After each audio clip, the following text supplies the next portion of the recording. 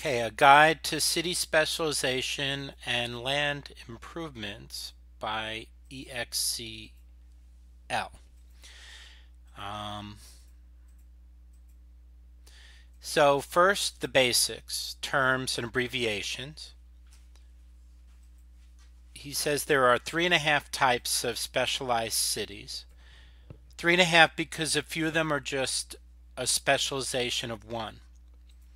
They are the Great Person Farm, GP Farm, Production City, Commerce Cities.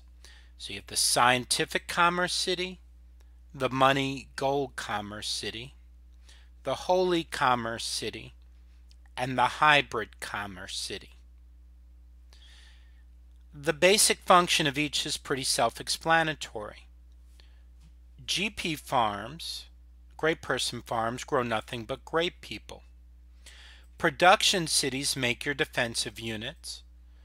Commerce cities make your money and science. The ratios of how many of each you need vary from player to player. Typically, only one Great Person Farm is needed for the map, and a ratio of 2 production per 3 commerce cities is sufficient. A lot of this depends on if you plan on being aggressive or scientific cultural, and also how many of your commerce cities can double as production cities, called hybrids. You can get away with having just 2 pure production cities, but it helps to have more in war times. If you have a lot of hybrid cities, which you will, count them as both a production and commerce city and still aim for the 2 to 3 ratio. I did the 2 production cities thing in a Prince game and won a space race, but I had a Globe Theater city to draft troops, by the way. And I got production later in the game from my commerce tiles using the civic you get with democracy.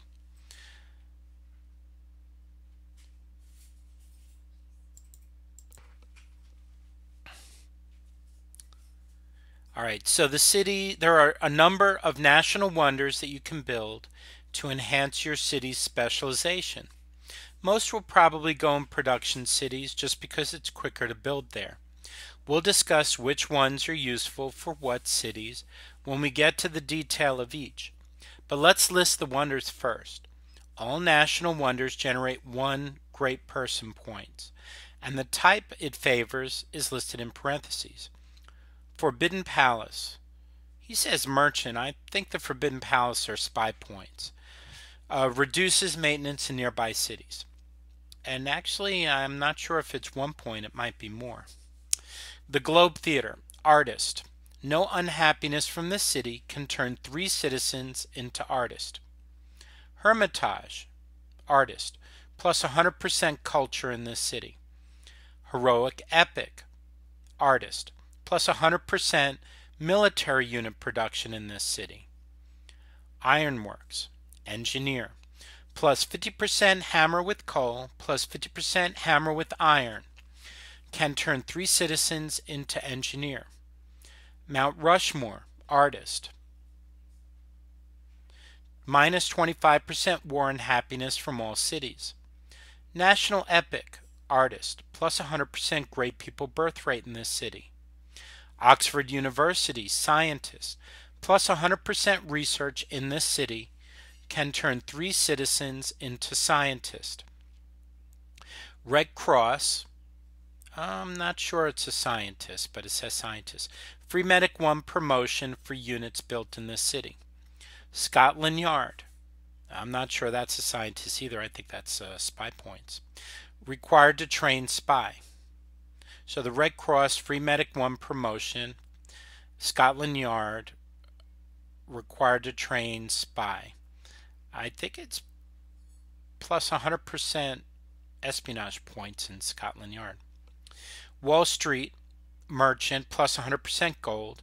And West Point, engineer, I'm not sure about that.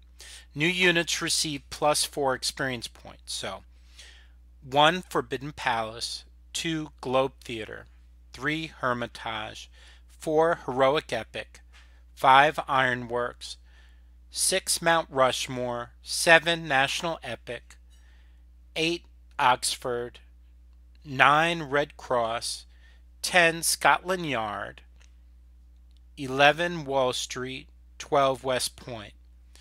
And actually, I would say 13 and 14, two other cities for culture, so you set yourself up for a cultural win beside the Hermitage City. Understanding commerce points versus gold money. Commerce is the number of gold coins and money bags that appear in your city's workable tiles. Those are commerce points, CPs. A coin equals 1 CP and a money bag equals 5 CPs. Foreign trade routes also generate commerce points.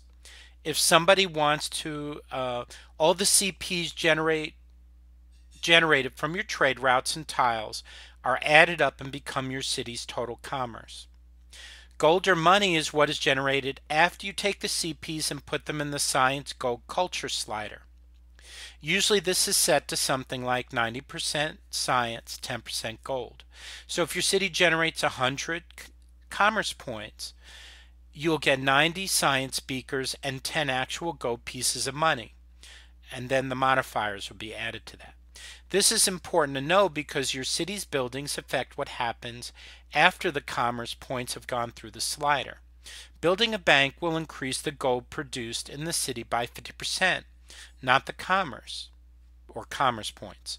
So if your city makes 100 commerce points and you put it through the 10% slider, you'll wind up with 10 gold. Multiplied by the 50% bank bonus, you get 15 gold money, the original 10 plus 50% of 10, which is 5. You do not get 150 in commerce points. Same thing with science. Constructing buildings or wonders will increase the science output after it's gone through the sliders. Feeding your city. This part of the strategy was given to him by Rec. The key to getting your city to thrive is to give it just enough food improvements, farms, to grow to maximum size. Everything else is excess and will take away from the specialization. The GP farm is the exception.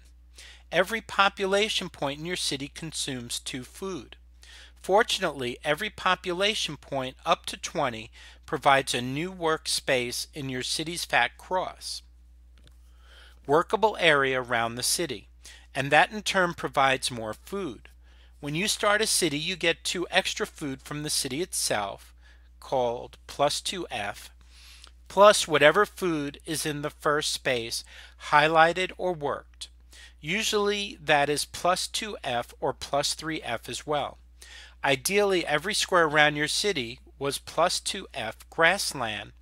Then your city would grow to full size, because every time your city would grow, a new work spot would provide plus 2 food to cover the minus 2 food needed for the higher population. You would always have the plus 2 food surplus that's given to you when you start your city.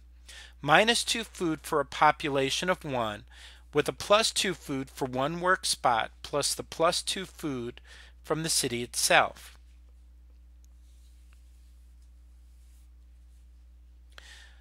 The problem is you never have plus 2 food in every square. When you start using areas with only 1 food or no food, then you'll start reaching a point where your city no longer grows, because you're eating into that initial plus 2 food surplus you get when you start the city. To get back onto the plus side, you need to use tiles with extra food bonuses, like floodplains or resources, or build farms, which gives plus 1 food on top of your tile's normal production. But you never want to build more farms than you need, or else you're wasting tiles. Ideally, what you want to aim for is no food surplus when your city hits size 20.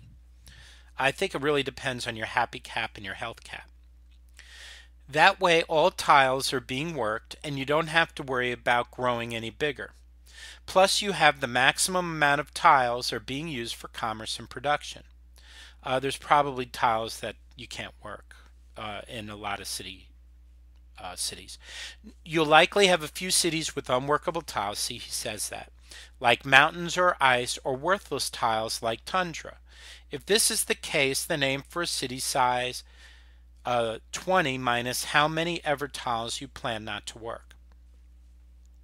The first thing you need to do is count the number of extra food in your fat cross. Remember, you get an extra +2 food just from the city itself, so count that as well. Any tile that gives you more than 2 food, count as an extra 1 food. A floodplain gives you +3 food, so that's +1 food. That's the 1 food in excess of the 2 that it takes for a population to work that. Various resources will also give you bonuses. Count the extra amount of food given over 2. Don't count bonuses given by creating a farm. This is just as-is bonuses. Next, you need to count the number of spots that have less than 2 food in them. Any plain spots count as -1 food. Deserts, tundra, and mountains count as -2 food. Jungles are a bit tricky because they take away food bonuses.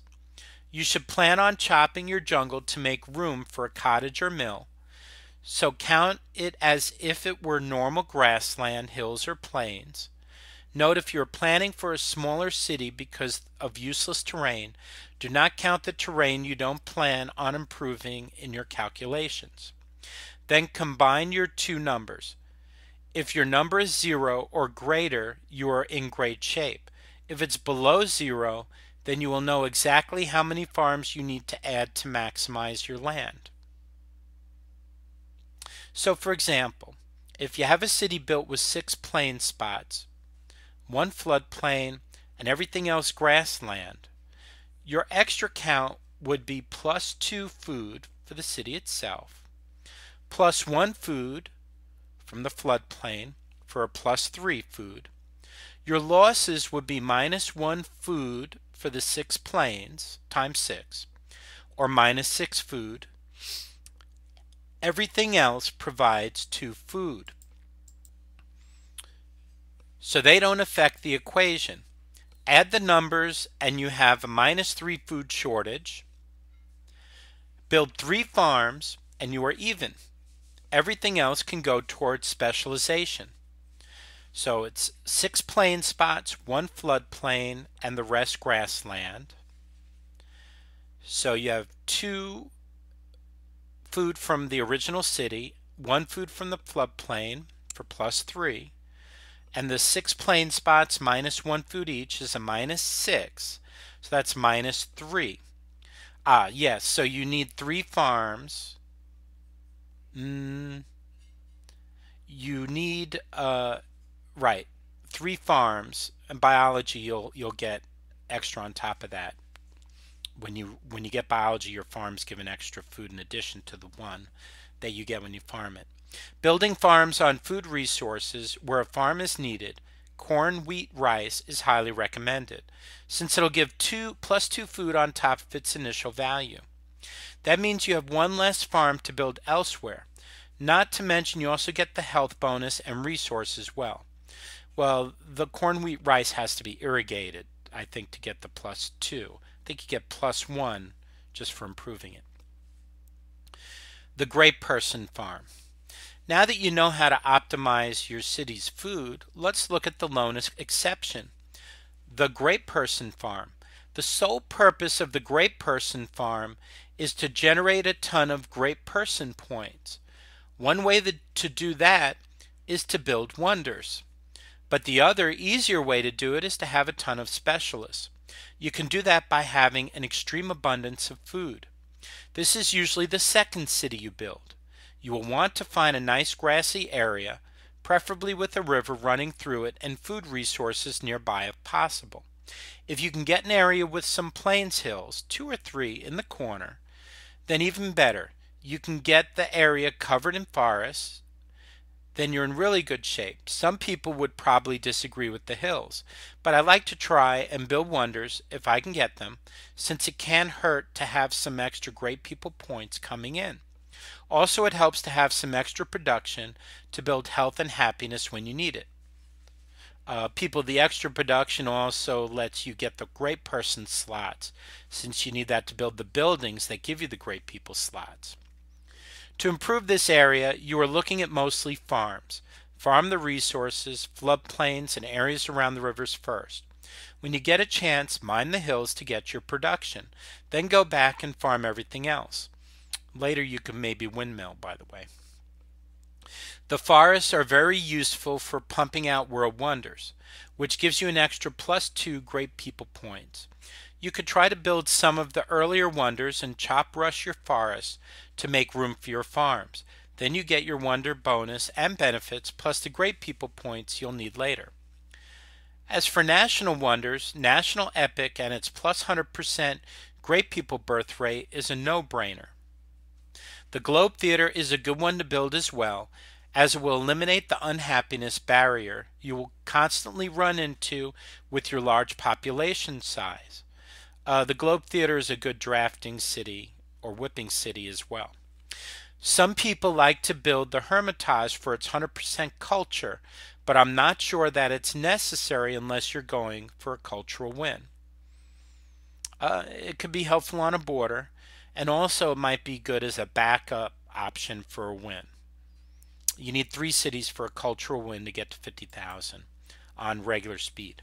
The city buildings you build are only going to be the ones you need to boost happiness and healthiness. No need for banks or barracks or the like here. You just want to keep your large population happy and healthy, as you will be brushing the maximum frequently. The real trick to this city is watching the happy numbers and to a lesser extent the healthy numbers. You will usually gain a point every time your population goes up, and it will go up quickly. So the trick is to slam the brakes on the population growth as soon as happiness equals unhappiness. Watch these numbers frequently, like every third turn or so. When you max out, switch your food squares to your production squares and build something to raise the maximum. Temples, aqueduct, Coliseum. Temples for happy, aqueduct for health, Coliseum for happies. If there are no buildings available to help, then turn off your work squares and convert them to specialists. You want to stay at stagnant population growth until your maximum happy goes up again. Trading for resources can also help. If needed, use your stop growth button to keep from getting too big. Helpful if you have an odd number of food surplus, but be sure to turn it back on when you can get bigger. Health is a different story. You can afford to get into the unhealthy state, but watch this closely as well, because an unhealthy city will start eating at your food surplus. If you get too unhealthy, your growth will become stagnant, and you'll be unable to switch over to production without going into negative growth. Yeah, the unhappies put people so they won't work. The production city is primarily used to build your military units, but can also be used to create some world wonders late in the game. I've had a few good production cities end up becoming secondary great person farms, just because I was able to build so many world wonders in them. Granted, this probably won't work in higher difficulty, and it's not recommended to do since it will hurt the efficiency of your actual great people farm. Still, this is where all your unit generation comes from. If you plan on being a warmonger, you might want a few more of these cities than usual. A production city should ideally be placed in a city with a lot of hill spaces, but also some grassland as well. An area with a lot of plains and forests will also work as well, although it will take a while before you can build lumber mills, although the benefit of a forest space is that it can't be pillaged. The problem with a lot of hills is that unless they are grassland, you're not going to get a lot of food to make your city grow. A hill grassland combo works best because you can grow farms on the flat areas and mines in the hills, and you'll be able to use the mines almost right away. I don't totally know about all that. For a good production city, you need food in order to work the production spots, because usually production is food short.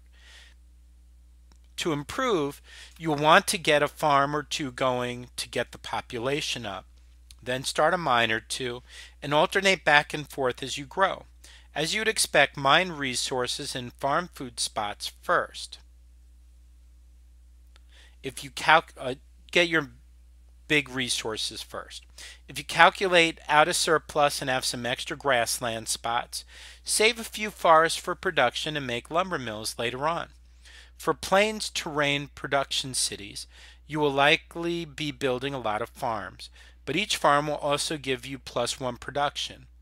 So the production will add up as you grow. World wonders are really up to you. If you choose to build any, these would be the cities to do it in. The Three Gorges Dam is a decent production-specific wonder as it will provide power to all your cities. It's on I think, the continent that are your cities. The Kremlin is also nice as it will be cheaper to rush units.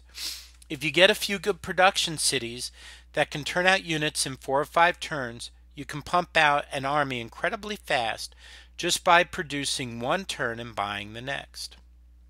National wonders should go to your best production cities and are usually better when paired up. National Epic and West Point are great to have together, as you will turn out some elite units very quickly. Ironworks paired with Red Cross works just as well to produce units quickly with an extra medic promotion. Scotland Yard can also be paired with Ironworks to make a lot of spies. Scotland Yard, that doesn't make a difference. That doesn't sound right. Mount Rushmore is a good candidate to build a production city, just because it will be more quickly than in other cities. Oh, to build in a production city, and its effects are felt everywhere. Your city buildings are mostly going to be geared towards increasing production. However, with the added production, it'll be fairly easy to build other improvements as well. Try to build forges, factories, etc. as soon as they become available. Build happiness and health buildings when they're needed. Health is probably your main concern, since most production increasing buildings hurt health. Build military units the rest of the time. If you don't plan on building a large army, then you can afford to build just about whatever you want here, because it will get done fairly quickly. These cities usually aren't as high maintenance as the GP farm. Occasionally check in to see that your unhealthiness hasn't exceeded your health maximum. Otherwise, your food calculations won't work. I usually concentrate on growth when I first start these cities, and then switch it off when it gets to a moderate city size. After that, the hammers will increase every time it grows, so there's no real need to turn on the production emphasis unless you want to hurry up and build a forge, factory, etc. Specialized city, the commerce city. The commerce cities are probably your most important cities to have. Without it, you would be unable to support a military or research news technologies. The key to commerce cities are cottages, and building them as often as you can.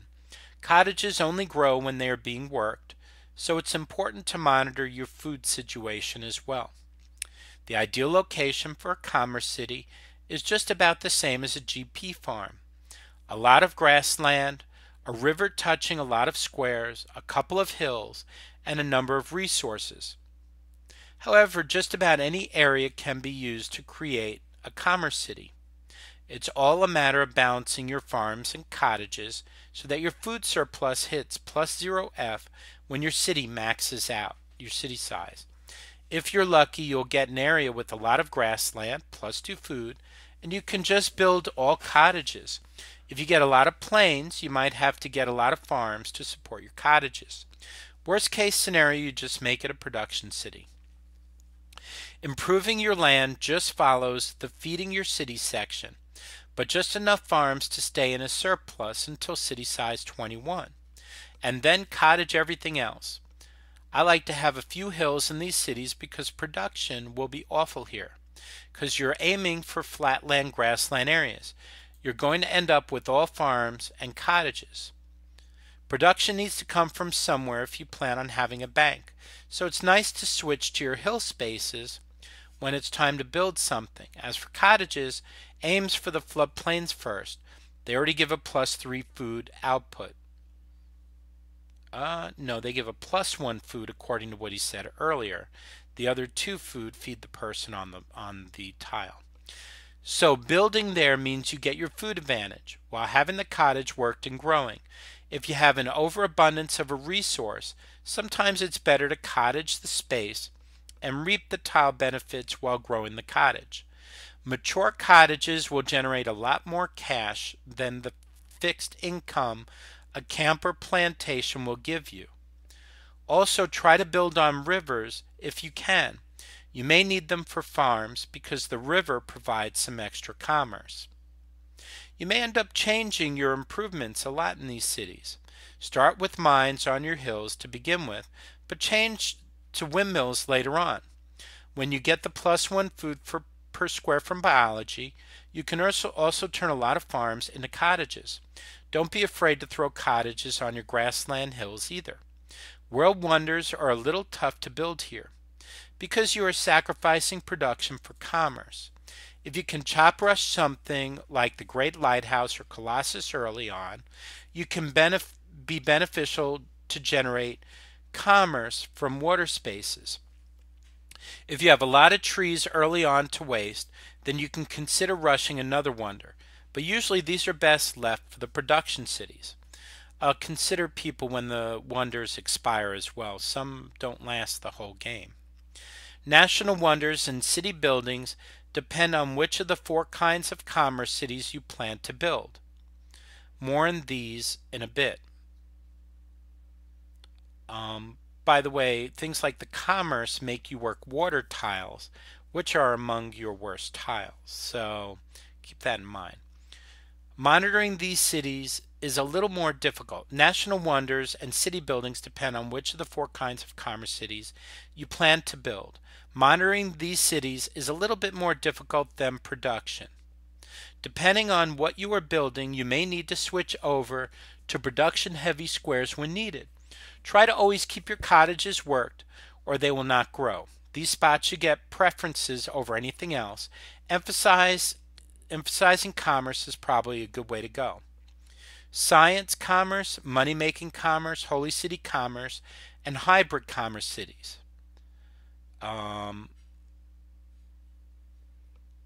Looks like he'll talk about that in a little bit. So we have 1 Forbidden Palace for maintenance, 2 Globe Theater, no unhappiness, 3 Hermitage, 100% culture, 4 Heroic Epic, 100% military, 5 Ironworks, 50% hammer with coal, 50% with iron. Mount Rushmore, 1, 2, 3, 4, 5, 6 Mount Rushmore, artist, minus 25% war and happiness. 7 National Epic, 100% Great People Birth. 8 Oxford, 100% research. 9 Red Cross, scientist. 10 Scotland Yard, 9 Red Cross, free medic 1 promotion. 10 Scotland Yard, required for a spy.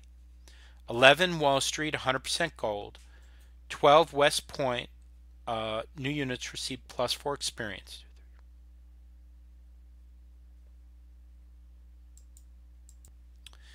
Continued. The scientific commerce city. Balancing your science commerce cities and money-making commerce cities is key.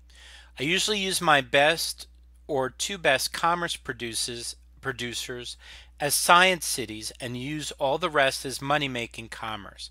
With a lot of money-making cities and universal suffrage, I'm able to buy just about anything I need later in the game. Science commerce cities are usually my best commerce cities. Check the beaker counts in each city. The only difference is you want to specialize in a lot of science buildings if you can, and I would say also specialists in those cities. Because they are your best commerce cities, production will likely be low.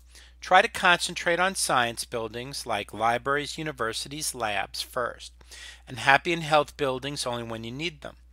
Try to save any forests you have for chop rushing Oxford University, or people you could build workshops for a while, and mines, and then you could windmill and cottage parts later. The 100% science is a huge boost to have in your best science city.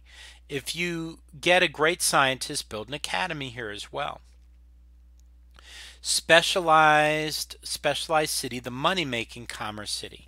Naturally, the best city buildings here are going to be banks, markets, grocers, and the like. Anything that increases gold money production. For your water cities, a lighthouse is a must. Once again, it's going to be very difficult to create buildings here because of your loss of production. Aim for money buildings as soon as they are available, or try working on happiness and health buildings the rest of the time. I would say city number 15 would be the Moabite statue city in one of the water cities. Specialized city, the Holy Commerce City. These are cities that are fortunate enough to found a religion. As soon as you get a great priest, build the religion special building and get your religion spread. With the proper civics, you will generate a ton of money from other cities using your religion. The best city building improvements here are going to be the same money making as a money making city. Banks, markets, grocers, but also the holy buildings as well. The temples and churches should aid your happiness numbers, so you should only check in with your health numbers occasionally to make sure it isn't killing you. People, I'm not sure if the gold is commerce points or actual gold.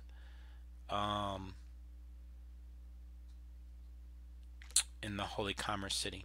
The best national wonder you can build here is Wall Street, which provides you with 100% gold, unless you happen to have another money-making city that generates more gold money. Specialized city, the hybrid commerce city. These are cities that are basic commerce city, but also have a lot of production to go along with it. Because most of the cities you create need to be commerce cities, you wind up with a lot of cities on plains or hills or in a nice mix of terrain. I just count these as both a production and commerce city. Although it won't be as efficient as a purely specialized city. Because commerce is most important, treat the city like a commerce city. Build cottages where you can and farm. Mine and windmill the rest. If you follow the feeding your city section, you'll wind up with a city that has a couple of cottages generating some money, but a lot of added production to boot. This is helpful in times of war when you need a couple of different cities turning out units. But as I said, treat this as a commerce city first and foremost. The production bonus is more of a byproduct of the terrain.